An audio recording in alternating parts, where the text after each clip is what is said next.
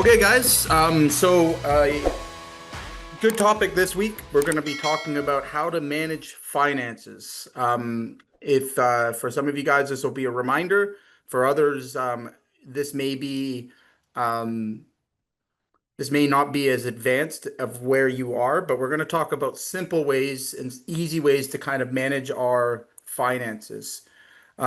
First and foremost, I think that finance is a mindset. Okay, so I think sometimes, especially in the early days of your contracting business, it's one of the most neglected things, and it's kind of an oxymoron because we get into business to do what? Make more work, be more busy. What do we get into business for? We get into business to make more money, right? And then the very thing that we get into business for, the thing that's allowing us to have this drive, is the thing we neglect first. All right, and that leads to chronic problems. So again, I often say that I meet a lot of contractors that have been in business for 10 years, and it's been pure hell. And it's primarily because no matter how hard they work, they seem to continuously have no money, right? And you're not alone. You're definitely not alone on that problem. I've lived it, and it really does come down to the type of habits that you're going to keep to be in business. So, with that said, I've got a SOP for everybody. I'm going to share, and you guys can follow along. So let me share this. All right, I'll throw it in the chat box here for you guys. All right, now we're going to talk about simple finance today. We're going to talk about the mindset around managing your money and managing your finances.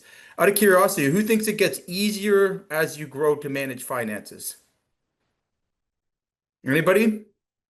No? Not even one person? But think about it. You can afford an accountant and a bookkeeper, right? Okay. So first myth that I need to dispel here in terms of developing a mindset around profit and money making. Your accountant and bookkeeper, although probably good professionals, his job is to actually report your income to the government. Okay. It's not to manage your business. It's not to tell you where your money's leaking out, although some do try. It's up to you to manage your finance. Okay. Do not ever depend on an accountant or a bookkeeper to help manage your business through finance. Okay.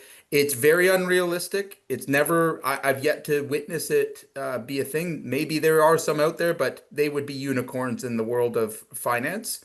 They can give you advice. They can certainly tell you at the end of the year whether you owe money or don't owe money, but their primary function is bookkeeping and reporting your income to the government. Okay.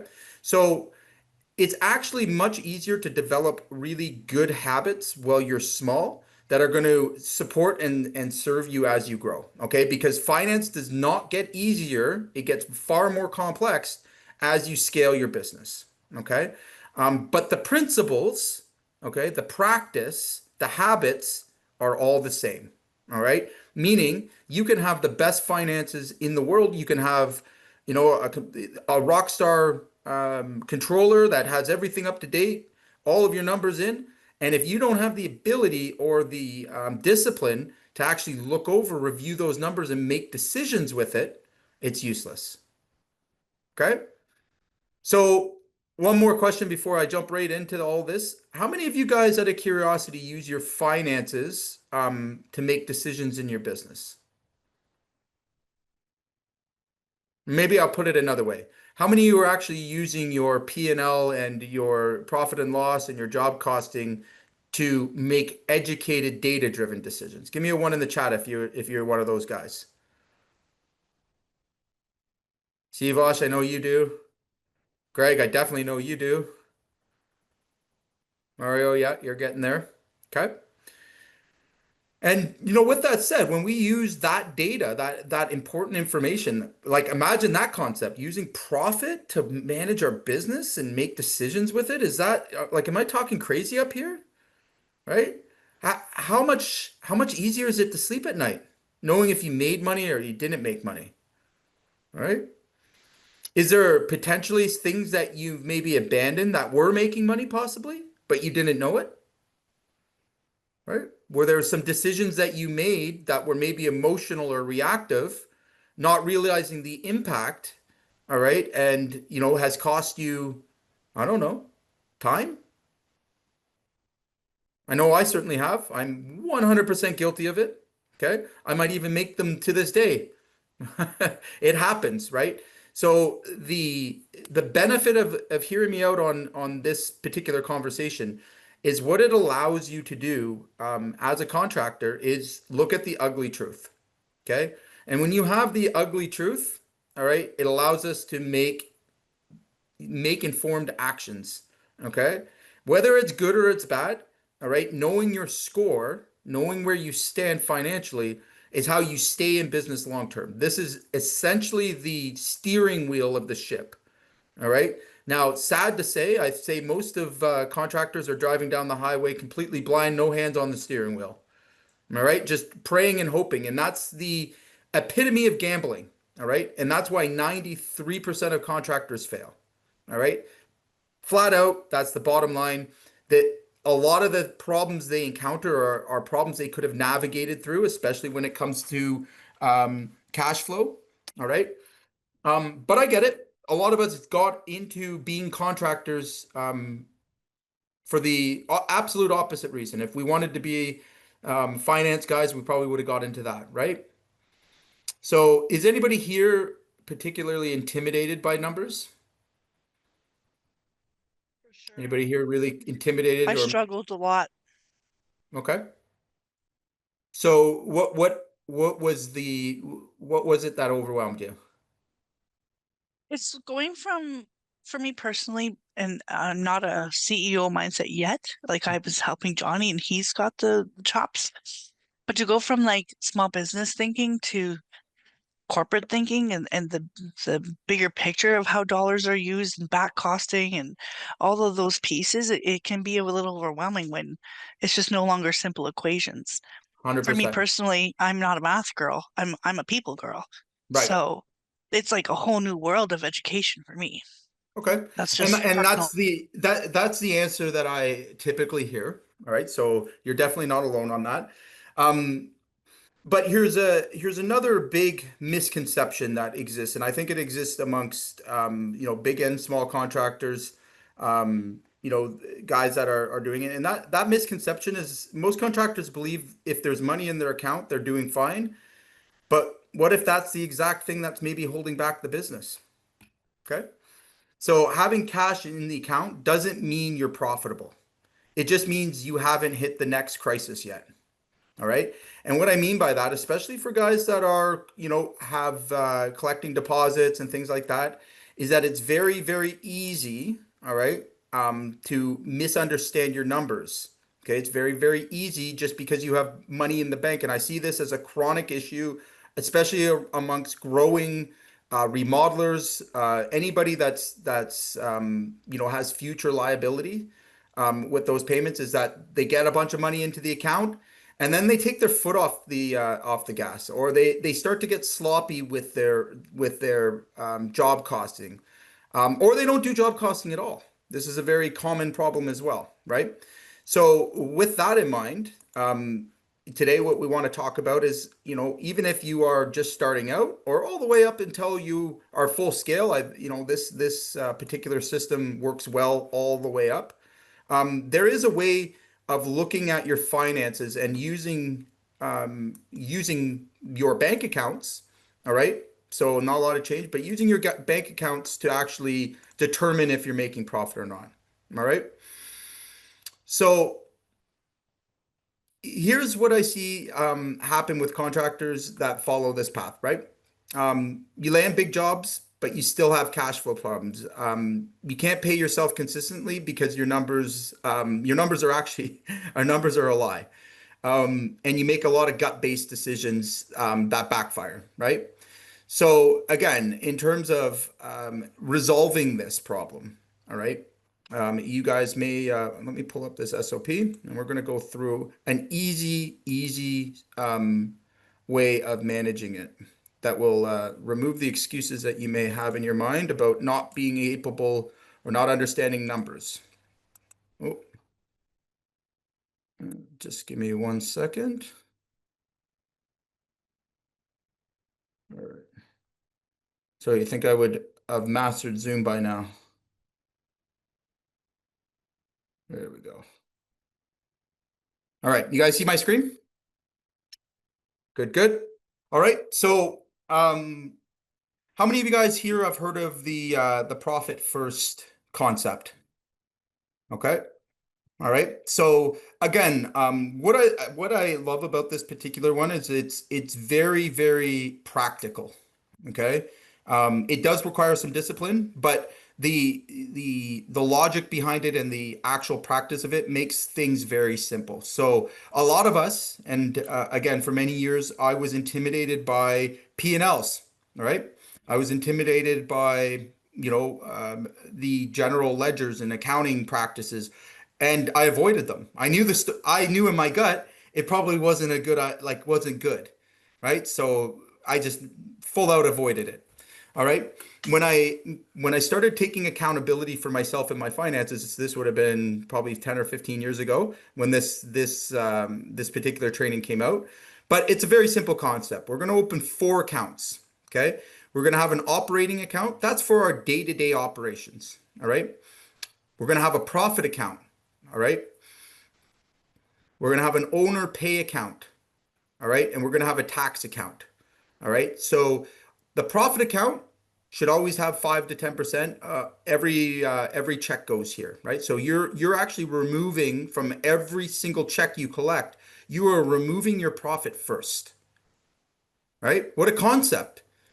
What a concept. So again, for guys that are unsure if they're pricing properly, all right, this starts to become very, very clear when these counts have to start lending back and forth, right? So if you're not hitting your profit goals or hitting the benchmarks, you're going to see that that profit account is it's not where it should be, right?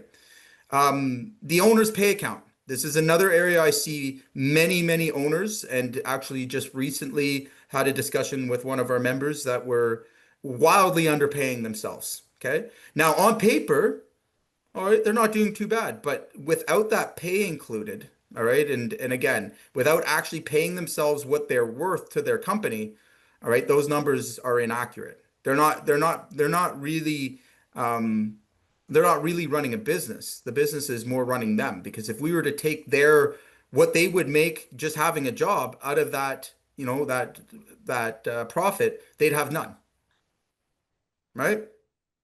So again, is anybody here ever come to the conclusion that they were just working basically a slave in their own business? It's a hard pill to swallow, right? And a lot of us avoid that, knowing the answer. All right. I've myself personally not taken a check in over a year in some companies or in my first business for sure. And that becomes very painful, right? When you're the poorest person in the business.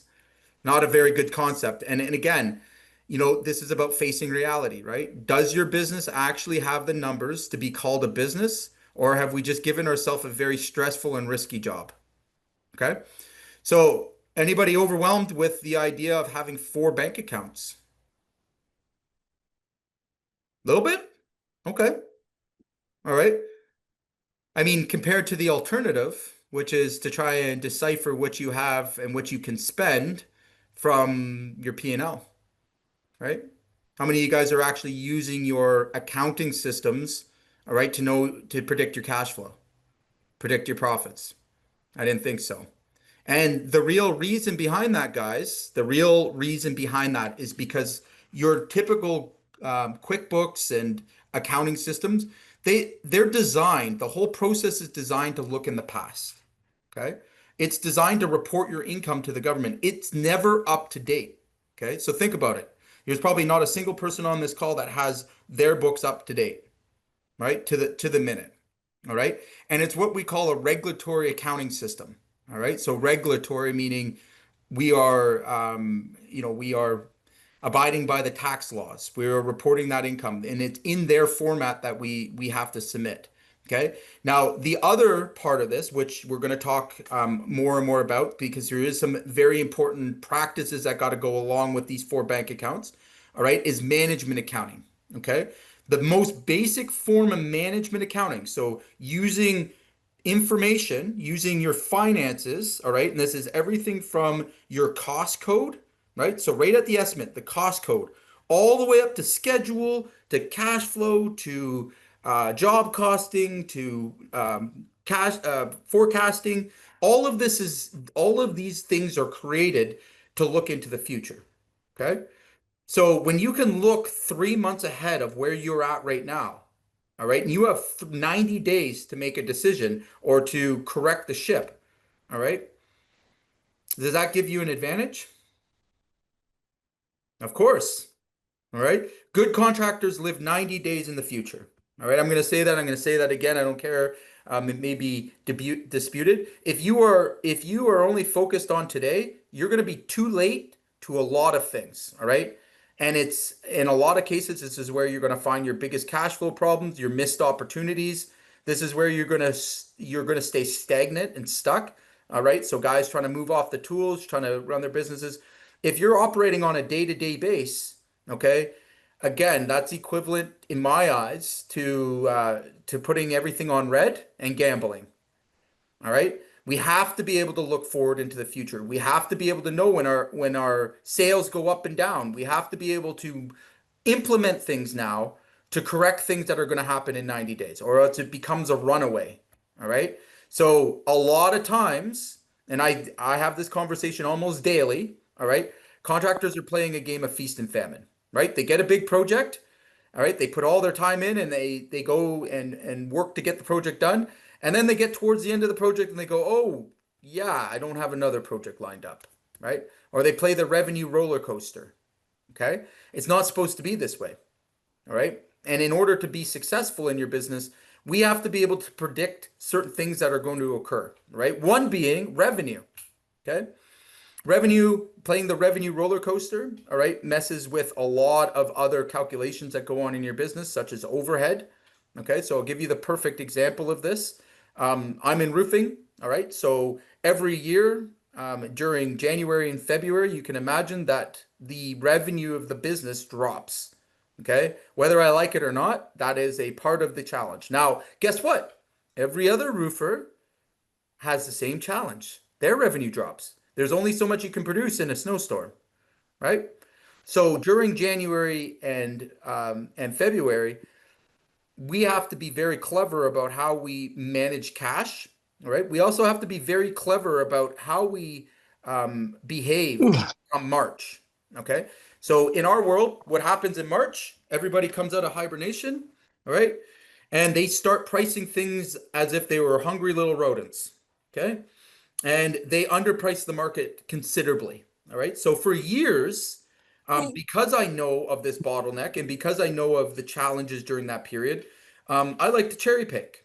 All right. Meaning, if I can avoid pricing in March, and this might sound counterproductive, but if I can avoid the rat race of pricing in March, and I can cherry pick only the top clients, the referral clients, I don't even turn marketing on during that month period. All right. What I'm waiting for is for all the other guys to, you know, get their low paying, low profiting jobs. All right. All the early birds, and where they drop their pants and get booked up till June and July with low paying work and battle each other. And I simply wait till the beginning of April. Okay. That strategy's worked for me for years. You know what else I do? I send all of the low paying or the price shoppers to those competitors that I have. Right? I love to share. Love to share. Okay? And I only focus again on the high profitable jobs. All right? Now, I can do that because I'm not looking at March. I've already booked our cruise back in December. So when everybody is really busy, in November and September when there's a big push till Christmas, they stop marketing. They stop selling. Not us. That's our go time. We book up all the way through March, April. I can sit, flat out through that. So when everybody else is going left, I'm going right. Okay? I'm accumulating enough work to book my spring and we have a quota to hit. All right. So that I can sit back and, wait for the low paying jobs to weed out. And then what ends up happening a lot of times is they can't even get to the jobs. Right. So in the metal roofing world, lots of guys over indulge in low paying work.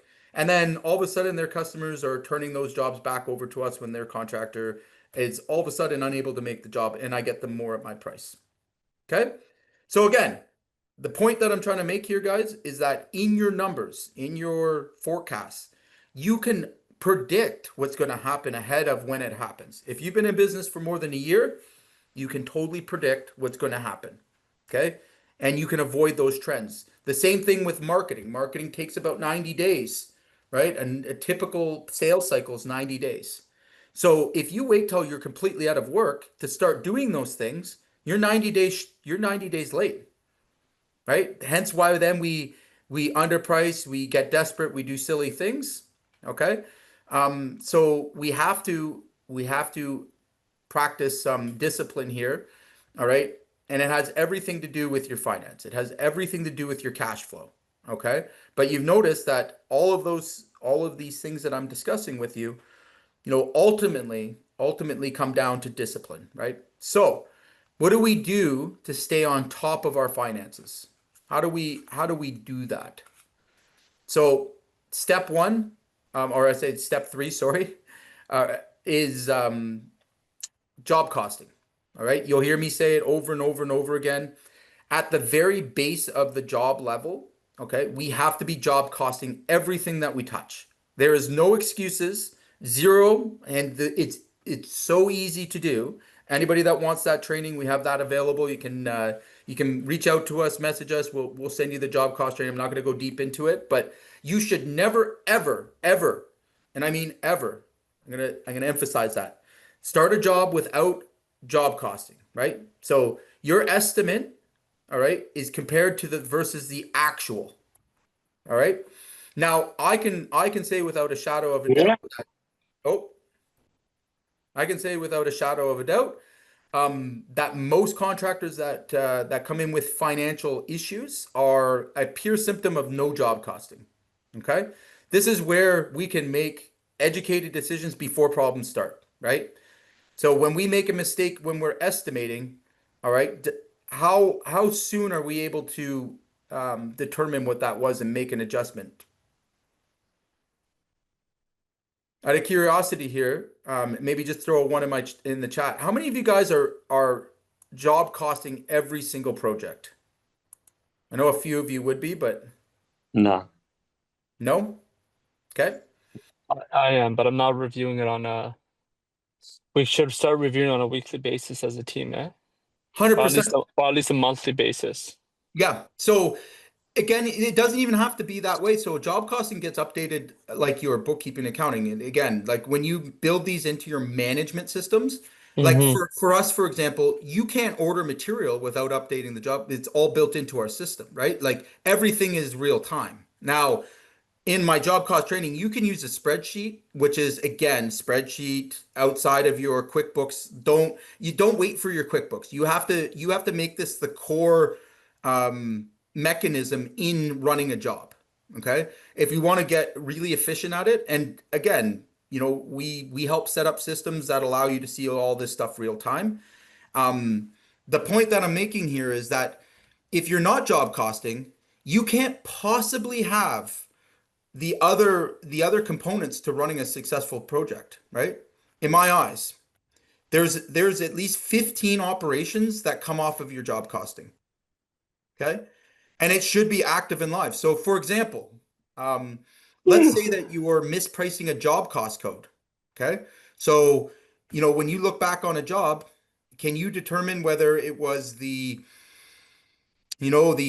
I'll use roofing as a reference. If it was the tear off and removal that you lost money on, or was it the installation portion of it, right? All those can be tracked back to a job cost code, right? Was it your overhead that wasn't in line, right? So problems with overhead, for example, happen when you have a low revenue month and you don't hit your break even point, right? Meaning that your liabilities and your COGS equal.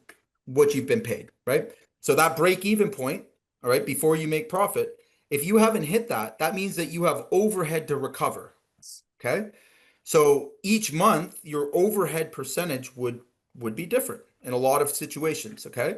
And it's because, is anybody here have the same revenue number every single month? Anybody ever had the same revenue just even one month?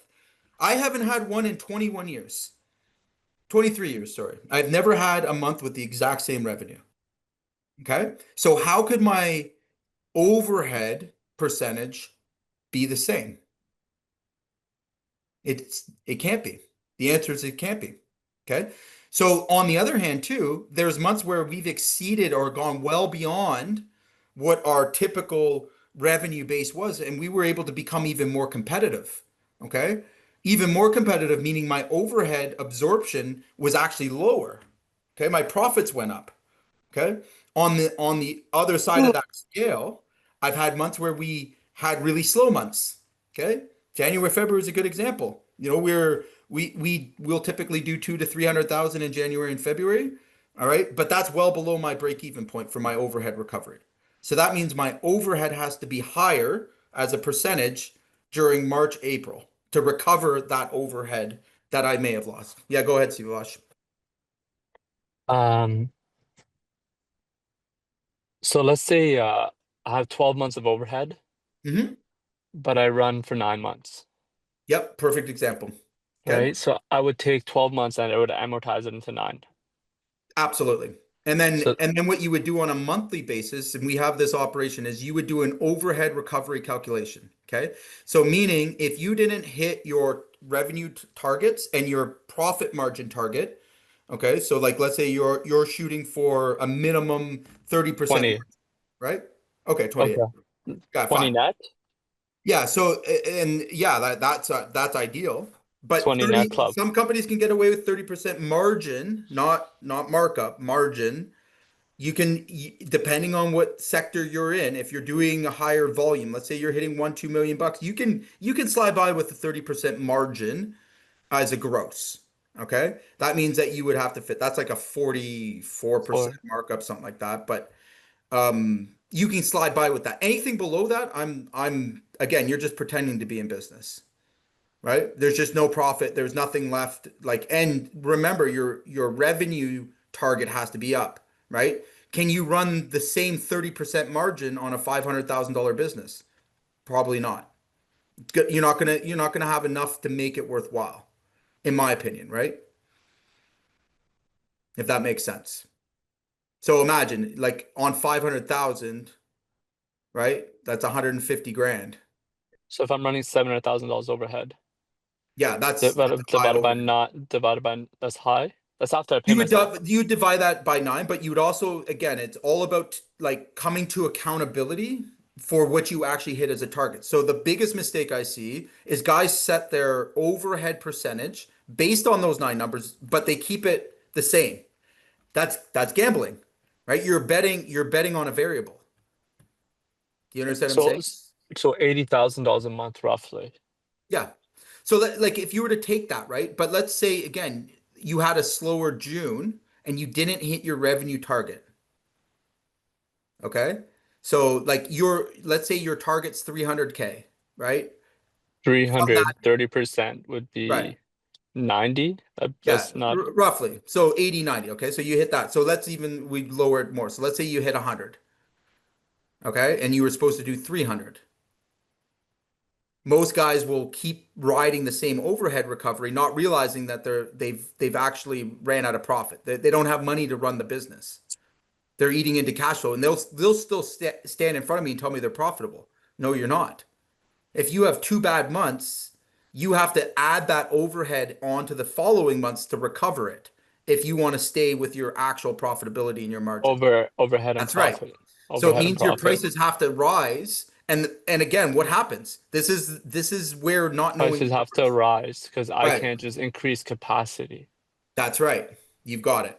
You've got it. Okay.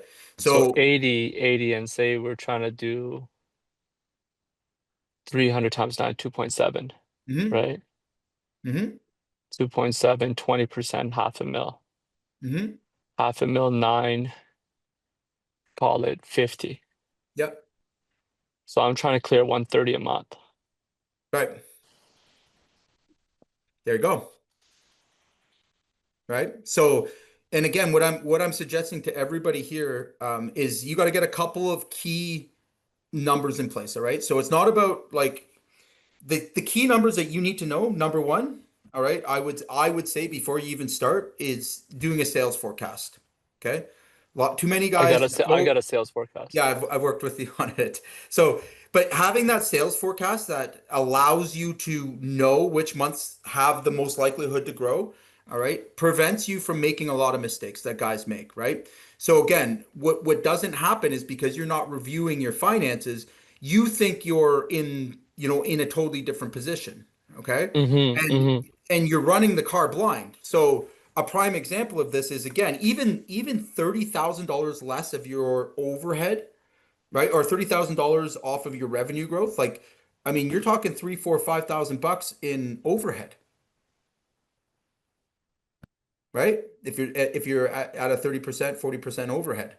So that's your whole salary. That's an owner's salary right there that you are short. Okay.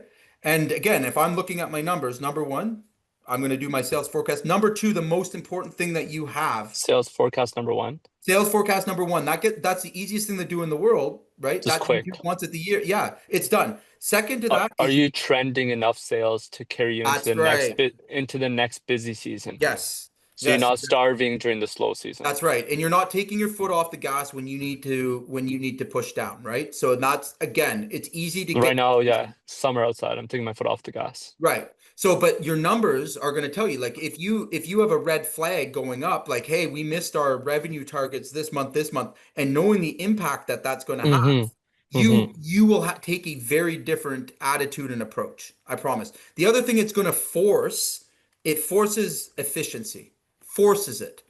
Okay. Most owners are unaware they're losing money.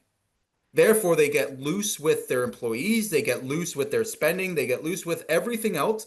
Like again, I see it day in and day out in my own business, okay? Unless we had these financial controls, all right? I can call it out. Like we've gone through inflationary period over the last little while, okay? Most guys have no clue that some materials have gone up. I sit on calls all day going through this. Materials have gone up 10 or 15%. Labor's gone up 10 or 15%, yet they haven't adjusted their pricing. So you do sales forecast Sales first. forecast, job costing on Number every single job because the job costing is going to tell you the truth. Okay. If you have it set up, and again, these aren't complicated things, they're simple when you put them in place. Okay. I'm a contractor. I didn't like numbers. I got into the trades because I didn't want to go to school. Right. So, at the end of the day, certain numbers and certain things you need to understand. And that job costing sheet, I don't care if you are illiterate and don't know numbers, you need to learn that. And it's this once you've got it down, it gives you that first aha moment. Okay. The aha moment comes when you can actually control your business through your numbers. Because at the very end of it tells you if you're going to make money or not. Okay. So job costing is the core of all management accounting, in my humble opinion. Okay. That job costing, that first habit, all right, leads to everything else. It allows you to correct things that you are doing wrong. Okay. So again, a best example I can share with you is when you are doing multiple, if you're a remodeler, if you're a single trade, it doesn't really matter. But like where exactly did you not maintain your margin on the job? Okay. So you might be killing it in one, in one section. Let's say you're killing it in framing. You're making a 50% margin, but you're losing across the board in all of the other ones. All right. You've actually allowed your margin to erode. Your profit, your true profit to be eroded. Okay. Maybe your overhead is too high. Like there's all of the answers that you seek are right in front of your face on that job costing. And you don't have to wait for your bookkeeper or your accountant to come and tell you that. These decisions need to be made real time because if you repeat that mistake on the next job and the next job and the next job, you've already priced and sold 3 months ahead with bad numbers. Okay? There's nothing worse. I promise you, and I've experienced it, nothing worse than knowing you're going to go through the next period not making money. And I've been there. I've been there as recently as a couple months ago. We on a few projects that we took way under when prices skyrocketed on us. All right. But knowing is the battle. If I didn't know and I went into that just like I was, like it was COVID all over again, all right, I'd be in for a rude awakening. And it's very easy to crash the company when you run it out of cash, right? The only way to know these things at the control level, all right, is your job costing. All right. And you, my friends, are responsible for that. Okay. You are responsible for getting your team involved in it. If you have a team, if you are a single trade and you're out doing jobs on your own, how dare you go out and do a job without making a profit? How dare you? All right. In my eyes, you're a thief. All right. You're robbing all of us responsible business owners of our future. All right. Because what do we compete with? Guys that know their numbers is guys that don't know their numbers. And there's a lot more of those than there are of guys that do. Okay. So again, there is no excuse. There's no nothing that if you want to be in business that you can say to me if you don't know these numbers, if you're not doing your job costing and you're not being a responsible business owner, ensuring that you're making a profit. Right? I have a fun one for you guys. Does anyone object to my statement? Oh, I thought someone would bite on that one. Okay. Okay. Be a pretty hard one to fight anyways. All right. So no one here wants to work for free, right? So what should our profit be? Right? And this is a debatable thing. I think I already kind of let this loose, but I'm going to say at the very minimum, and this has come down slightly because there are some exceptions, but I'm going to say across the board, okay? If you are not sitting on a 30% gross margin, not markup, okay? Gross margin would be like 44%, something like that in markup. You're not scaling a business. Even at a 30% margin, that's very low. Okay. You're going to get by, you're going to survive. But at the end of the day, you know, for a service-based business, it should be a 50% margin on your net, right? So electricians, plumbers, there's no reason you can't be hitting a 50% net margin. Okay. Specialty trades, guys that are doing really high-end unique business, understand your value. You guys should all be in the 50% margin, right? 50% net. Okay. If you can learn to keep yourself in these safe zones, all right. In a lot of cases, especially if you're at a 30% margin, all right, that means on everything after your overheads, and you're hitting that 30% gross consistently, okay? That's order taking territory. All right, you don't have to work hard to sell that. All right. As you go up in levels, all right. If you're a true professional sales team, all right, and you have a good reputation, you have a good business, all right. It's not unheard of for guys to hit 50% and above. All right. I can honestly show you many projects where we're well above that. All right. And what I'm always doing is protecting margins. All right. I do that at the job cost level. I do that at the cost code level. Okay. I do that, any place that I can maximize my margins. All right. Without obviously blowing my opportunity of selling things. So here's the other point that I'm going to make. Most of us aren't aware of this, but if you want to control your business, okay, should we be pricing the same across the board all year long and not changing our prices? Ooh. Right? So the same thing I just explained to you about overheads going up, all right? Could profit probably go up when you're busier? Could you control maybe the kind of clients you get? So it's simple supply and demand here, guys. All right. This is what I want you to understand. In your busy seasons, which you would be able to predict with your sales forecast tool, right? In your busy seasons where there's a higher volume of work, our margins should go higher. okay, to meet supply and demand. All right. Maybe you bring your margins back down when your supply is less, when the demand is less, sorry. Okay. But good companies know how to maximize their margin and know how to raise their prices to meet supply and demand. Okay. And it's a very simple, very easy concept. Again, from the job costing level, you can do this. Okay. So the simple way of understanding this is how much backlog do you have? If you have more than 6 weeks of backlog and you're sitting on maybe, let's say you're sitting on 3 months of backlog, all right? You should be raising your margins in increments of five, okay, at that point, right? If you get below that 90-day threshold, you can come back down with your margin, okay? But the worst thing you can do, and what I see most often, guys that don't know their numbers and keep pricing the same prices all the way through the year, get a bunch of work 6 to 8 months out, all right, and then get absolutely crushed trying to complete those contracts, especially when we have inflationary periods where material prices go up, labor go up, and they just walk square into it with this huge backlog. That is a liability if I've ever heard of one. Okay? Anybody had this experience?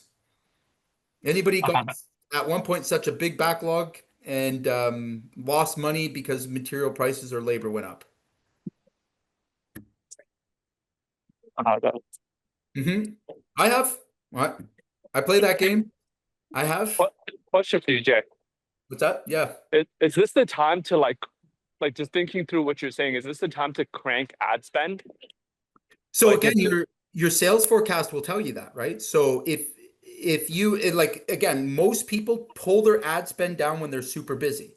But what they don't realize is that we all have natural trends to our business. There's natural periods where revenues go up and down. What you would need to be able to do is recognize that at least 60 days before it would happen and then ramp up your marketing. So my opinion here is like again, if in your business you had a slower July and August, which some customers do, if you're highly involved with homeowners in the higher end, like a lot of them go on vacation, like there's a natural slowdown in July and August. Okay. If you're not marketing your ass off right now, you're going to walk straight into that and you're going to have a slow July and August. Okay. So remember, like the customers you are dealing with today, the leads you're taking today are most likely the ones that are going to convert in 90 days. So again, if you're so busy producing jobs right now and you're not taking leads, you're going to put yourself in that position. Right? So but does it CFOs, to your question specifically, because I know your situation, What's the name of that guy that the you answer called? is yes. yeah, does it make sense to spend on ads and raise prices? Yeah, absolutely. Let's just That's spend money, right? Spend money, qualify leads, and raise that's prices. again, so again, we come back down to the bare roots of this, right? Your cost to acquire a customer, right? Is anybody here aware of the cost to acquire a customer? How much it costs them? Greg, I know you are. Did I help you calculate that today? Right? We know what our cost to acquire a customer is. Okay. If you have an opportunity and there's demand in the market, you would be absolutely silly not to take those leads and then raise your pricing on it. Garage is here, handler is here, and there is a reach. Yeah, let me just go on This section, then this this section. Okay. So again, our job is to capitalize and to earn profit for the business, is it not? Right? None of us here are disillusioned to that. Okay. So back to what matters. All right.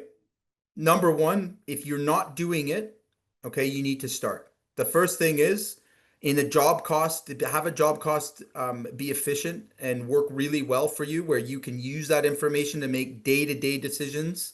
Okay. I highly recommend cost codes. All right. This keeps your pricing organized. This allows you to see and diagnose where jobs went off the rails. All right. Or went really well. You won't be able to profit maximize if you don't have these numbers. Okay. If you're just looking at jobs, at the top level, I made money or I didn't make money. That's a really silly way to run projects because you'd be leaving tons of cash on the table. Okay. What are some common cost codes? Like, Um, how do you dissect everything? yeah, so every cost code would have like a labor or material element or equipment element. So you take the things, the activities that you do most frequently in your business, okay? And you build those into a cost code. Now, between labor, material, and everything else, there's going to be variables, right?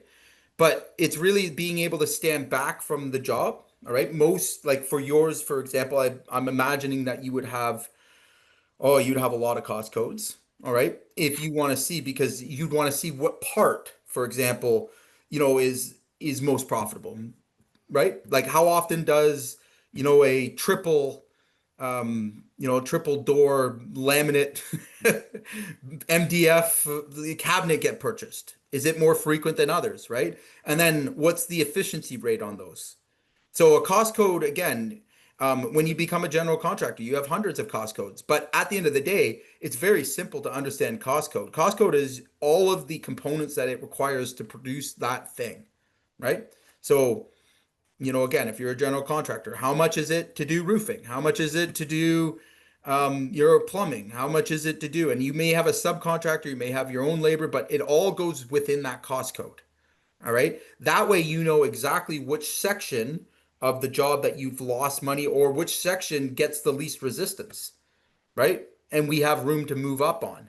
So, especially for you, Mario, when you look at the whole job, it's hard to see what really brought the value to it, right? Where again, maybe people are frequently buying a certain cabinet type or a certain product that you have, all right? And there's probably a reason behind it, right? Maybe it is price low, right? Or there's a way of making that more efficient. Your cost code will tell you, okay? Because if you run it more and more, the more important thing with the cost code is if something is consistently underpriced, you just adjust the cost code, right? You add more hours, you add more material, that way you're not running blindly into everything, right? The worst is not knowing where the problem's stemming from. Right? That's where we lose control. That's where we get overwhelmed. That's where we get high anxiety. Again, when you're looking at a big group of jobs and you don't know which one made you money and which one didn't, all right? Pretty hard to rinse and repeat success there, isn't it? Of course. Okay. So I shared with you guys a lot of information, all right? A lot of stuff that you may or may not have been aware of, all right? I feel like it's important for us to always be talking about this, okay?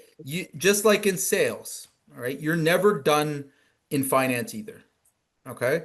There's always stuff to improve and to learn and to make clearer, okay? But the guys that ultimately have the best control on their finances and have figured out a process and system that works for them, and there's many, okay, are the ones that are in the top 10%. They're the ones that are really making the money, okay?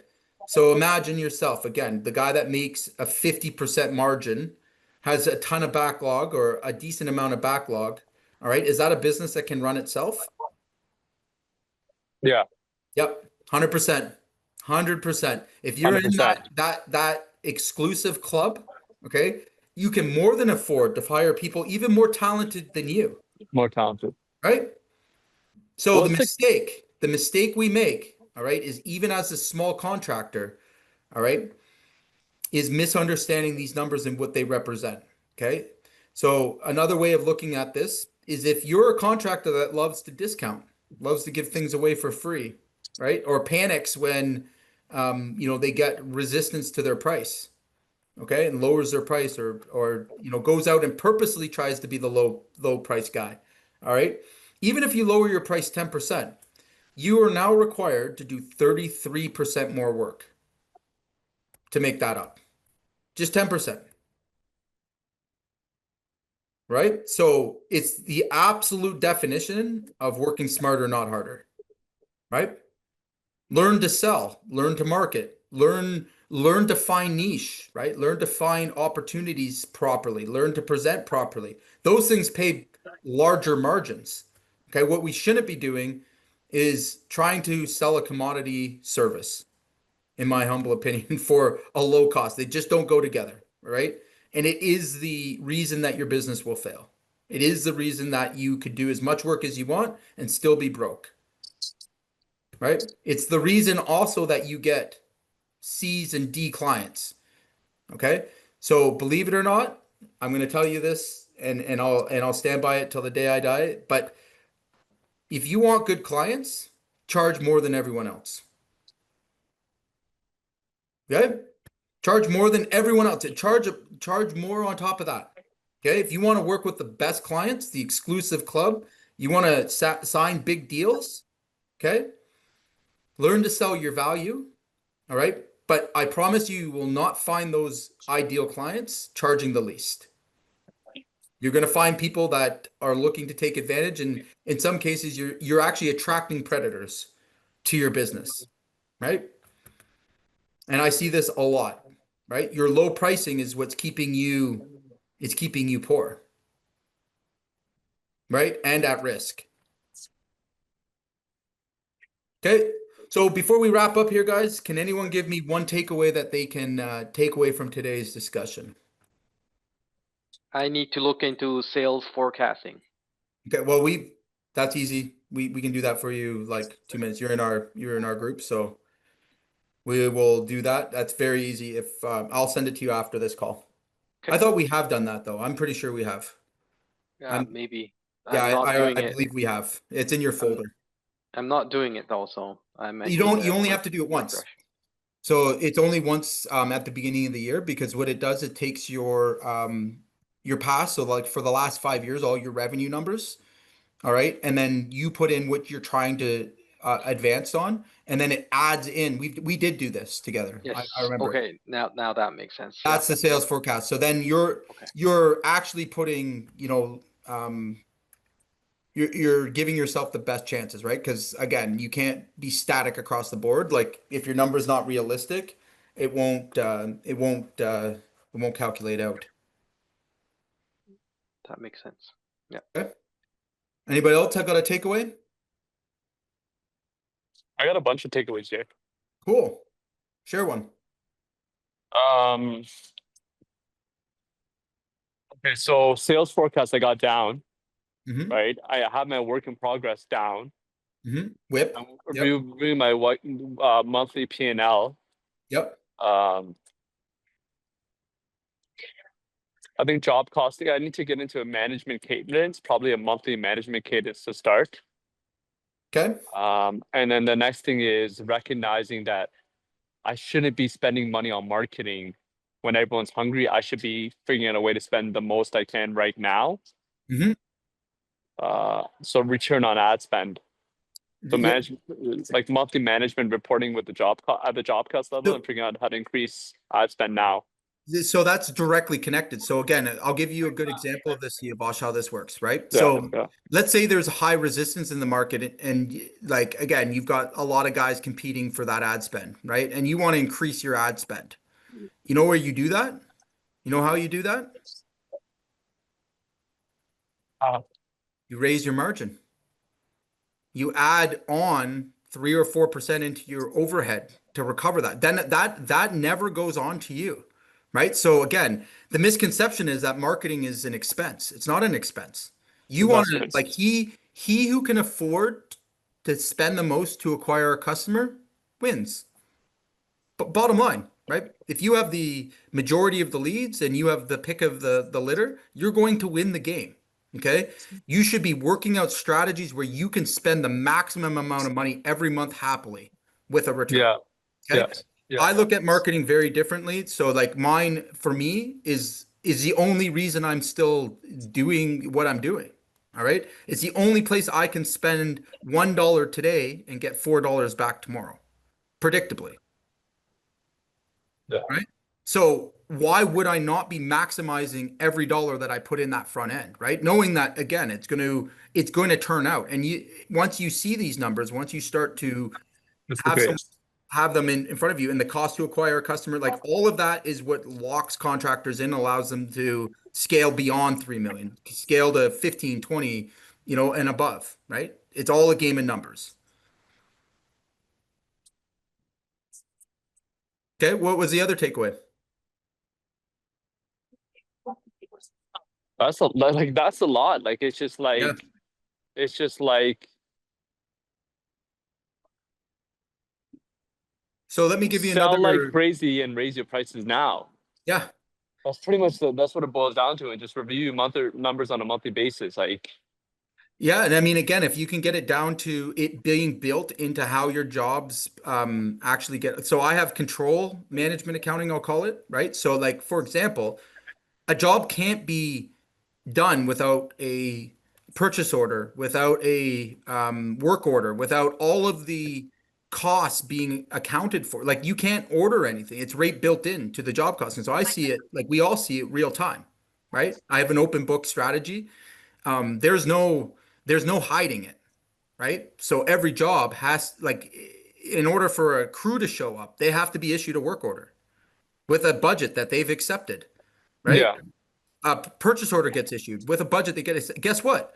I also have a schedule that goes with that. So I know when that profit's going to be in the business, right? All of that accumulates and we're wow, looking yeah, at it on a day by day basis. Second by second. Like I can show you right now, like every job we have, either it's on track or off track. The schedule is the other problem that guys run into is that they don't recognize, again, when revenue comes in matters, right? yeah, So those extra week or 2 weeks of screwing around or those problems, like they have huge impact on cash flow. huge impacts, huge impacts. Yeah. So no, why would you not be holding the team accountable to the schedule, right? If so much is riding on So, predicting your profit, right? yeah, So again, they go hand in hand, and it's very like when you actually get the things right, yeah, and you start putting these managers like there's a reason why yeah, yeah. again big companies stress schedule. Like big companies are all about purchase orders and work orders. It's because it takes away any of the gray area in your finance. There's zero to have. It's fucking straightforward as it becomes, right? Numbers don't Yeah, lie at that point, yeah. right? Because No you one can have the hide from you. profit in the schedule. That's right. You are predicting your profit, right? So I in my business, like profit's not a negotiable term, right? It's not something I will accept, lower for. If I didn't get my return as the business owner, as the shareholder in this business, people would be losing their jobs, And you just take it into the next bank account. right? I take it every month, whether the business, like again, once you have enough of a buffer there, like I take mine and I mean, it's been probably 10 years since I haven't got my paycheck, right? So, and it's just by having the balance of these numbers, right? By practicing, and I started doing it at the very small level, and continued with it's a daily thing, right? It should be ingrained in everything you're doing. So what's the cadence? Because this is all discipline, right? This discipline to review the numbers, So right? it's two things. It's two very important things that I want to be clear about. Number one, nowadays, like systems have advanced is like I've never seen them at this level, right? So gone are the days you need to use spreadsheets and like there's such good management. And you've got a few tools too there, right? Like there's no excuse at any level really that you can't see these numbers real time, right? With all of the software. But the problem again is that we never take the time to set that software up properly, right? We never take the time to find one that actually fits our business, right? And then we lose the discipline of using the data, right? It's easy to get busy. It's easy to lose focus, but you can't. Like as the business owner and CEO, all right, your job is to produce a profit for the shareholder. Okay. How can you do that if you don't know what the profit is? How do you know you're winning or losing? Right? That's your scorecard. That is your cadence, right? Did we profit? Yes or no? Bottom line, like it's black and white. Make sense? And on top of that, Siavash, the other thing that you want to incorporate is variance. Okay, so this is a bit more advanced. But if you want to know if your team's on track or off track, I don't look at necessarily the bottom line first. I look at my variance. Okay, so I want my quotes and my estimating, all right, to be within a 2% variance of what it actually costs. That's the ideal KPI you want to be at. All right. Harder for some trades to hit, but like if you can stick within a 2 to 5% variance from estimate to actual, you're in the zone, right? You have operations locked down. You've achieved something that most guys won't. Okay. because most guys have a variance on their job cost sheets that are wild, right? I've seen them swing 60, 70%. Can you imagine, right? Like that's a roller coaster. That means that you have an estimating and pricing problem. Okay. So in your job cost, you're looking at variance. Does that make sense?